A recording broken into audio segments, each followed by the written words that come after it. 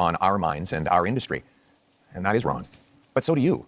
You want to apply a massive industrial carbon tax on Canadian mines, Canadian steel mills, Canadian aluminum plants, You want to let them Canadian oil and gas plants. And your idea is to double the tax that Trump is applying by hitting them a second time. This will do nothing for the environment. It will actually ship our jobs south of the border, just like President Trump wants. My plan is to bring that production home here to Canada. For example, I will give a tax credit to low-emitting Canadian industry like Quebec's aluminum, for example, or British Columbia's natural gas, so that we not only bring home the production, but we do it below global average levels of emissions, so that we actually help the environment while bringing home the jobs for our people at the same time. That is a sensible, pragmatic approach that puts us in charge of our economic destiny, so we can stand up to the Americans from a position of strength for a change. Just to address his point about the industrial carbon tax? How much will the industrial carbon tax add to the price of a car? So the first thing I want to say is I'm going to address the broader point. The broader point is the entire absence of a climate plan.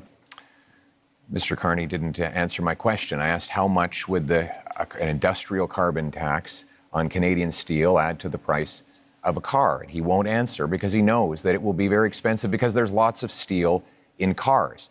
Now, Mr. Carney has temporarily But you know the answer? hidden the carbon tax. You're just throwing out thousands of dollars. Thousands of dollars. Making it up, though. You don't know. I actually do know the answer to that question. He's wrong. When you add taxes to steel, you raise the price of everything that uses steel. When you add taxes to the price, when you add the carbon tax onto the price of, for example, fertilizer, you increase the price of food. So while Mr. Carney has temporarily hidden the Liberal carbon tax at the pumps while keeping the tax fully in law and planning to raise it after the election, he's also going after a tax on our industry that will ultimately be passed on to you.